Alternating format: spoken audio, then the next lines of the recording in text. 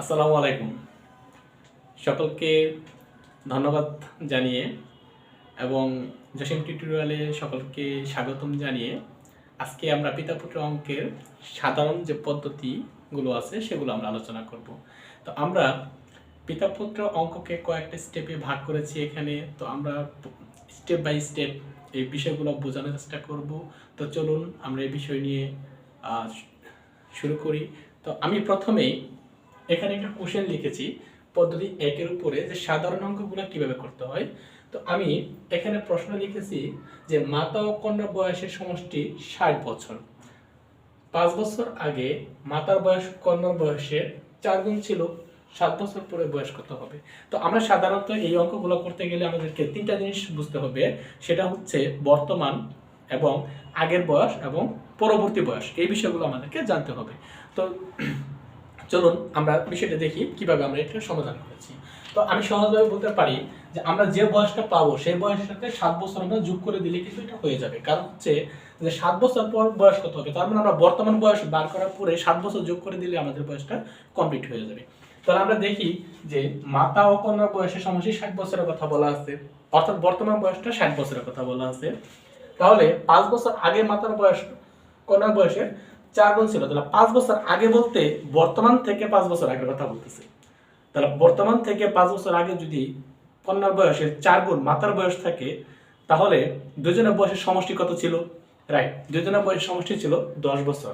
কারণ এখানে 5 বছরের কথা বলা আছে, তাহলে আমরা জানি যে বয়সের সমষ্টি হবে 5 গুণন 2 অর্থাৎ 10 বছর। তাহলে 10 বছর যদি হয়, তাহলে বর্তমানে যদি 60 বছর থাকে, তাহলে দুজনের সমষ্টি যদি আমরা এগিয়ে নিয়ে আসি, তাহলে এই 10 আমাদের মাইনাস করে দিতে হবে। অর্থাৎ বর্তমানে ছিল 60 বছর, তারপর আমরা 10 বছর এটাকে মাইনাস করে দেব, তাহলে এটা এখানে হবে 10 বছর অর্থাৎ 50 বছর। তাহলে আমরা জিনিসটা ক্লিয়ারলি বুঝতে পারলাম। তাহলে ক্লিয়ারলি আমরা বুঝতে পারলাম যে আগে ছিল, বর্তমানে ছিল 60 বছর, তাহলে 10 বছর আগে ছিল 50 বছর, অর্থাৎ বর্তমানে 60 বছর, তাহলে 5 বছর আগে যদি আমরা নিয়ে যাই, তাহলে 5 বছর আগে ছিল 5 দোকানে 10 বছর। তাহলে 60 থেকে আমরা 10 মাইনাস করে দিলে আমাদের হয়ে যাবে 50 বছর। তাহলে একের মান যদি 5 এর মান যদি 50 হয়, তাহলে আমরা 5 বছর যেটাকে ভাগ করি, তাহলে একের মান কত হবে? 10 বছর। কারণ এটাকে আমরা সহজে কাটাকাটি করতে পারি যে 5 10 এ 50। তো একের মান যদি 50 হয়, তাহলে 10 হয়, তাহলে আমরা জানি যে মাতার বয়সটা ছিল তার 4 গুণ, অর্থাৎ 10 এর 4 গুণ। তাহলে এখানে ছিল 10 গুণন 4 অর্থাৎ 40 বছর। তাহলে যদি মাতার বয়স 4 গুণ 40 বছর হয়, তাহলে বর্তমানে কত? তাহলে বর্তমানে আমরা সহজেই জানি যে বর্তমানে হবে 40 এর সাথে 5 যোগ করব, কারণ এখানে 5 বছর আগে আমরা এগিয়ে গেছিলাম, তাহলে এখানে হবে 45 বছর। তাহলে 45 এর সাথে আমরা যখন 7 বছর পরে কত হবে সেই 7 যদি আমরা যোগ করি, তাহলে মাতার বয়স হবে 52 বছর। আমাদের পরবর্তী কোশ্চেনটা ছিল যে আমরা পদ্ধতি একের দ্বিতীয় কোশ্চেনটা নিয়ে আমরা কথা বলবো। তো সেম ভাবে যে এখানে লিখেছি জসিম ও ফারুকের বয়স একত্রে 53 বছর, অর্থাৎ জসিম ও ফারুকের বয়সের সমষ্টি হচ্ছে 53 বছর, এবং কিন্তু তাদের বয়সের পার্থক্য, অর্থাৎ জসিম এবং ফারুকের বয়সের পার্থক্য হচ্ছে 17 বছর। তাহলে কার বয়স কত? তাহলে এখানে ক্লিয়ার যে এখানে জসিমের বয়স এবং ফারুকের বয়স জানতে চাওয়া হচ্ছে। তাহলে আমরা এই বিষয়টাকে ক্লিয়ার করার জন্য আমরা কি করতে পারি? আমরা কিন্তু জানি দুজনের বয়সের সমষ্টি হচ্ছে 53 বছর এবং পার্থক্য হচ্ছে 17 বছর। তার একজন এখানে অবশ্যই বড় হবে, একজন অবশ্যই এখানে ছোট হবে। তো এই টাইপের অঙ্কগুলো যদি আসে যে কার বয়স কত, এরকম ভাবে যদি কখনো জানতে চাই, তাহলে এটাকে করার জন্য আমরা কি করতে পারি? এটাকে করার জন্য আমরা প্রথমে এই যে 53 বছর আছে, এই 53 বছর থেকে আমরা তাহলে আমরা জিনিসটাকে সহজে করার জন্য কি করতে পারি? সহজ জিনিসটা করার জন্য আমরা যেহেতু এখানে দুজনের বয়সের কথা বলা হয়েছে, তাহলে আমরা দুজনের বয়সটাকে এখানে নির্ণয় করার চেষ্টা করি। তো চলুন দেখা যাক কিভাবে করা যায়। আমরা জানি যে দুজনের বয়সের কথা আমরা এখানে 53 বছরের কথা বলছি। তাহলে যদি 53 বছর দুজনের বয়সের সমষ্টি হয়, তাহলে দুজনের বয়সের পার্থক্য যদি 17 বছর হয়, তাহলে আমরা কি করতে পারি? তাহলে আমরা এক কাজ করতে পারি, সেটা হচ্ছে যে আমরা যেহেতু সমষ্টি 53 বছরের কথা বলা আছে, তাহলে আমরা 53 বছর থেকে আমরা এই পার্থক্যটাকে বিয়োগ করে দিতে পারি। তাহলে পার্থক্য যদি আমরা বিয়োগ করি, তাহলে আমাদের আমরা এটাকে যোগ করে দিতে পারি, কারণ আমরা এখানে দুজনের বয়সের কথা আমরা বের করতে যাচ্ছি। তাহলে এই দুজনকে আমরা যদি যোগ করি 53 এবং 17, তাহলে আমাদের দাঁড়ায় 70। যেহেতু দুজনের বয়সের কথা এখানে বলা হচ্ছে, তাই আমরা এটাকে 2 দিয়ে ভাগ করে দিব, অর্থাৎ 35 বছর। সুতরাং একজনের বয়স হচ্ছে 35 বছর। এবং অপরজনের বয়স কত? তাহলে সেম ভাবে আমরা আরেকভাবে করতে পারি যে সমষ্টিকৃত বয়স 53 বছর মাইনাস 17 বছর, তাহলে দাঁড়ালো 36 বছর। 36 বছর, যেহেতু আমরা দুজনের বয়সের কথা এখানে বলছি, তাহলে এটাকে 2 দিয়ে ভাগ করলে, সরি 36 না, এটা 53 মাইনাস 17, তাহলে এখানে পাচ্ছি আমরা 36 বছর। তাহলে 36 কে আমরা 2 দিয়ে ভাগ করলে আমরা পাই 18 বছর। তাহলে একজনের বয়স হচ্ছে 35 বছর, একজনের বয়স হচ্ছে 35 বছর, একজনের বয়স হচ্ছে 18 বছর। তাহলে ফারুক এবং জসিমের মধ্যে একজনের বয়স হবে 35 বছর, একজনের বয়স হবে 18 বছর। আমাদের পদ্ধতি 2 এ আমরা আলোচনা করব যে কারো বয়সের গুণ পূর্বে বা পরে থাকলে কিভাবে আমরা অঙ্কগুলো করতে পারি। তাহলে আমাদের পদ্ধতি 2 এর ভিতরে আমরা লিখেছি যে রায়হানের বর্তমান বয়স সাদ্দামের বয়সের 9 গুণ, অর্থাৎ বয়সের 9 গুণ। কার বয়সের 9 গুণ? রায়হানের বর্তমান বয়স সাদ্দামের বয়সের 9 গুণ। 9 বছর পর রায়হানের বয়স সাদ্দামের বয়সের 3 গুণ হলে রায়হানের বর্তমান বয়স কত? তাহলে আমাদের কিন্তু মনে রাখতে হবে যে আমরা কিন্তু বর্তমান বয়সটাকে বের করতে চাচ্ছি। তাহলে আমি প্রথমেই একটা বিষয় বলছি, সেটা হচ্ছে যে আমরা যখন এই বয়সের অঙ্কগুলো করতে যাই, তখন আমাদেরকে বর্তমান এবং পূর্বের এবং পরবর্তীতে এই বিষয়গুলো কিন্তু আমাদেরকে খেয়াল রাখতে হয়। তাহলে আমরা যদি এরকম ভাবে কোনো অঙ্ক পাই, তাহলে আমরা মনে রাখবো যে সব সময় আমরা ছোট জনকে আমরা ধরে নিব। তাহলে আমরা ছোট জনকে ধরে নিব। ছোট জন কে ছিল? 9 গুণ। তাহলে রায়হানের বর্তমান বয়স সাদ্দামের বয়সের 9 গুণ। তাহলে সাদ্দাম ছোট, রায়হান হচ্ছে বড়। তাহলে আমরা যদি এরকম ধরি যে ছোট জন ছিল কে? সাদ্দাম। তাহলে আমরা যদি মনে করি সাদ্দামের বয়স হচ্ছে x বছর, তাহলে রায়হানের বয়স কত হবে? সহজভাবে রায়হানের বয়স হবে তার 9 গুণ, অর্থাৎ 9x বছর। তাহলে সাদ্দামের বয়স ছোট কম হবে, অর্থাৎ সাদ্দাম হচ্ছে ছোট, সাদ্দামের বয়স হবে x বছর। আর যেহেতু রায়হান তার 9 গুণ, তার বয়সের 9 গুণ, তাহলে আমরা এটাকে সাদ্দামের বয়সের সাথে 9 দ্বারা গুণ করে দিব। তাহলে যদি এরকম হয়, তাহলে আমরা বলতে পারি যে প্রশ্ন মতে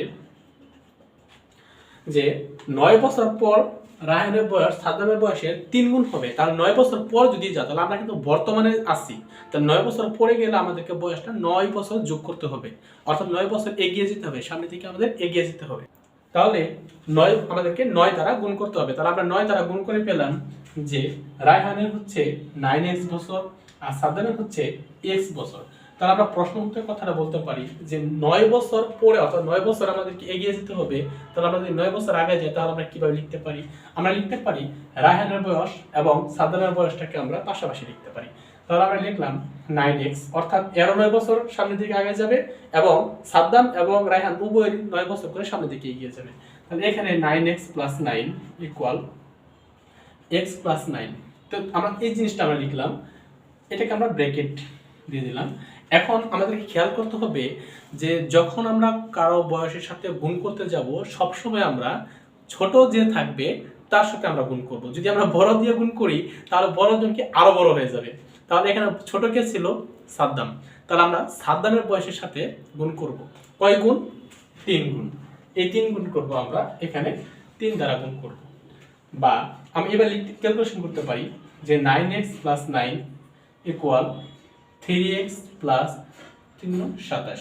এভাবে আমরা ক্যালকুলেশন করতে পারি। তাহলে বা 9x মাইনাস 3x 27 মাইনাস 9 বা 9x মাইনাস 3x ইকুয়াল 27 থেকে যদি আমরা 9 বাদ দেই, তাহলে আমাদের কত থাকে? 27 থেকে যদি আমরা 9 কে মাইনাস করে দিই, ওকে, 27 থেকে আমরা 9x মাইনাস 3x ইকুয়াল 18 বা 9x মাইনাস 6x সমান 3x সমান 6x ইকুয়াল 18 বা x ইকুয়াল 18 কে 6 দ্বারা ভাগ করলে 3 6 18। তাহলে আমরা ছোট জনের বয়সটা পাইছি x এর মান, অর্থাৎ x সমান 3 বছর। তাহলে আমরা সাদ্দামকে পাচ্ছি 3 বছর এবং রায়হান, আমরা প্রশ্ন ছিল রায়হানের বর্তমান বয়স কত। তাহলে আমরা জানি যে এখানে আমরা একটা বিষয় লিখেছিলাম যে রায়হানের বয়স হচ্ছে 9x বছর। তাহলে আমাদেরকে 9 এবং 3 দ্বারা গুণ করতে হবে। অর্থাৎ আমরা এইভাবে লিখতে পারি যে রায়হানের বয়স 9x বা 9 গুণন 3, অর্থাৎ এই 3টা হচ্ছে x এর মান যেটা আমরা পেয়েছিলাম। তাহলে 3 9 27 বছর। সুতরাং আমরা বলতে পারি রায়হানের বয়স হচ্ছে 27 বছর। আমরা পদ্ধতি 3 এর বয়সের অনুপাত নিয়ে কথা বলবো। যদি বয়সের অনুপাত লেখা থাকে তাহলে আমরা অনুপাতটাকে ধরে নিয়ে করে দিব। তাহলে আমরা এখানে একটা প্রশ্ন লিখেছি যে পিতা ও পুত্রের বয়সের সমষ্টি হচ্ছে 70 বছর। অর্থাৎ পিতা এবং পুত্র যদি সমষ্টি দেওয়া থাকে তাহলে আমরা বুঝতে পারবো যে এখানে দুটো বয়স যোগ করা আছে, অর্থাৎ যার কথায় বলা থাকুক দুটো বয়স এখানে যোগ করা আছে। তাহলে এখানে অনুপাত সম্পর্কিত বলতে গেলে এখানে একজনের দেওয়া আছে 5 অনুপাত, একজনের দেওয়া আছে 2 অনুপাত। তাহলে বোঝা যাচ্ছে পুত্র হচ্ছে 2 অনুপাতের বয়স আর পিতা হচ্ছে 5 অনুপাতের বয়স। যেহেতু এখানে পুত্র ছোট এবং পিতা বড়, তার এবং দুজনের বয়সের সমষ্টি 70 বছরের কথা বলা আছে, তাহলে আমরা জিনিসটা ধরে নিতে পারি যে পুত্র বয়সটাকে আমরা ধরে নিতে পারি 2x বছর এবং পিতার বয়সটাকে আমরা ধরে নিতে পারি 5x বছর। অর্থাৎ যেহেতু দুইটাকে অনুপাতে বিভক্ত করা আছে, তাহলে আমরা জানি যে দুইটা বয়সের সমষ্টি অর্থাৎ যোগফল হচ্ছে 70 বছর। তাহলে আমরা লিখতে পারি 5x = 2x = 70, অর্থাৎ 5x + 2x = 70 বছর। তাহলে আমরা জানি যে এখানে 5x and 2x যোগ করলে কত হয় 7x = 70 বছর। তাহলে x = 70/10, অর্থাৎ 10 বছর। তাহলে x = 10 বছর। তাহলে x এর মান যদি 10 বছর হয় তাহলে পুত্রের বয়স হবে কত 2x বা 2x বা 2 গুণন x এর মান হচ্ছে 10, অর্থাৎ 20 বছর। এবং পিতার বয়সটা লিখতে পারি 5x বা 5 গুণন 10, অর্থাৎ 5 × 10 = 50 বছর। তাহলে বর্তমানে পুত্রের যে বয়সটা আছে সেটা হচ্ছে 20 বছর এবং পিতার যে বয়সটা আছে সেটা হচ্ছে 50 বছর। তাহলে আমরা প্রশ্ন আরেকবার চলে যাই যে 10 বছর পরে তাদের বয়স অনুপাত কত হবে। তাহলে আমরা কিন্তু বর্তমান বয়সটা পেয়ে গেছি। তাহলে 10 বছর পরে যদি বলছে আমরা 10 বছর পরে চলে যাই, তাহলে 10 বছর পরে যদি যাই তাহলে আমরা বর্তমান বয়স কত পাইছি, একজনে পেয়েছি 20 বছর, একজনে পেয়েছি 50 বছর। তাহলে আমরা পুত্রটা লিখতে পারি কত, তাহলে আমরা পুত্রের বয়সটা লিখতে পারি যে পুত্রের হচ্ছে 20 বছর, 10 বছর পরে যেহেতু বলছে তাহলে আমরা 10 বছর এখানে যোগ করে বের করতে পারি 30 বছর। এবং পিতাটা হচ্ছে 50 + 10 অর্থাৎ 60 বছর। তাহলে 10 বছর পরে আমরা একজনের বয়স পাচ্ছি 30 বছর, একজনের বয়স পাচ্ছি 60 বছর। এখন প্রশ্ন হচ্ছে যে অনুপাত কত। যেহেতু অনুপাতের কথাটা এখানে বলা আছে, কার পিতা এবং পুত্র দুজনের বয়স অনুপাতের কথা এখানে বলা আছে, তাহলে পিতা হচ্ছে 60 বছর, পুত্র হচ্ছে 30 বছর। তাহলে 60/30 3 6। তাহলে আমরা বলতে পারি 2:1, অর্থাৎ পিতার বয়স হচ্ছে 3 অনুপাত এবং পুত্রের বয়স হচ্ছে 1 অনুপাত। পদ্ধতি 4, এই 4-এর ভিতরে আমরা যে বিষয়টা খেয়াল করব সেটা হচ্ছে যে গড়, অর্থাৎ পিতা এবং পুত্রের বয়সের গড় বিষয়টা আমরা খেয়াল করব। তাহলে গড় মানে কি? গড় হচ্ছে আমরা সাধারণভাবে জানি যে দুটো সংখ্যা বা দুটো বয়সের সমষ্টিকে যে সংখ্যাগুলো আমরা যোগ করি সেই সংখ্যাগুলোকে আমরা মোট দ্বারা ভাগ করলে যে নাম্বারটা পাই সেটা হচ্ছে গড় নাম্বার। তাহলে এখানে বলছে পিতা ও 2 সন্তানের বয়সের গড় হচ্ছে 30 বছর। তাহলে আমরা এখানে বুঝতেছি যে এখানে 3 জনের কথা বলা হচ্ছে, একটা হচ্ছে পিতা আর হচ্ছে 2 সন্তান। তাহলে 3 জনের বয়সের কথা, তাহলে যেহেতু এখানে 3 জনের বয়সের গড় দেওয়া আছে 30 বছর, তাহলে আমরা এটা বলতেই পারি যে 3 জনের বয়সের সমষ্টি হচ্ছে, তাহলে 3 জনের বয়সের সমষ্টি হচ্ছে 3 দিয়ে গুণ করলে এখানে 2 জন আর একজন 3 জন, তাহলে 3 × 90 বছর। তাহলে 3 জনের বয়সের সমষ্টি হচ্ছে আমরা গড় হচ্ছে 30 বছর, সমষ্টি হচ্ছে 90 বছর। আবার একটা কথা বলছে যে দুই সন্তানের বয়সের গড় হচ্ছে 20 বছর। তাহলে 2 সন্তানের বয়সের সমষ্টি কত হবে? তাহলে 2 সন্তানের বয়সের সমষ্টি হবে 20 × 2, অর্থাৎ 20 × 2 অর্থাৎ 40 বছর। তাহলে পিতা এবং 2 সন্তানের বয়সের সমষ্টি হচ্ছে 90 বছর এবং পিতা এবং 3 সন্তানের বয়সের গড় হচ্ছে 90, সমষ্টি হচ্ছে 90 বছর। পিতা এবং 2 সন্তানের সমষ্টি হচ্ছে 40 বছর। তাহলে আমরা যদি এটাকে মাইনাস করে দিই, তাহলে হবে 50 বছর। সুতরাং আমরা প্রশ্ন ছিল যে পিতার বয়স কত, তাহলে দুটি থেকে মাইনাস করলে যেটা থাকবে সেটা হচ্ছে পিতার বয়স। পদ্ধতি 4-এর ভিতরে আমরা যে জিনিসটি খেয়াল করব সেটা হচ্ছে যে পিতা ও পুত্রের বয়সের অপেক্ষা মাতা ও 2 পুত্রের বয়স 2 বছর কম। পিতার বয়স 30 হলে মাতার বয়স কত? আমাদের সবসময় মনে রাখতে হবে যে পিতা অপেক্ষা মাতার বয়স সর্বদাই কম হয়ে থাকে। যদি মাতার বয়স সর্বদাই কম হয় তাহলে আমরা এটা খেয়াল করতে পারি যে এখানে প্রশ্নের কাছে পিতা ও পুত্রের অপেক্ষা মাতা উক্ত দুই পুত্রের, এখানে দুই পুত্র এবং মাতা, তাহলে তিনজন, তাহলে তিনজনের বয়স 2 বছর করে কম যদি হয়, তাহলে আমরা পাই যে 2 গুণ 3 অর্থাৎ 6 বছর কম পাই। যদি আমরা তিনজনের বয়সের সমষ্টি 6 বছর কম পাই, তাহলে আমাদের এই জিনিসটা ক্লিয়ারলি আমরা বুঝতে পারি যে মাতার বয়স সর্বদাই পিতার থেকে কম হয়। তাহলে পিতার বয়স দেওয়া আছে এখানে 30 বছর, তাহলে আমরা 30 থেকে যদি আমরা 6 মাইনাস করি তাহলে হবে 24 বছর। সুতরাং এই 24 বছর হচ্ছে মাতার বয়স।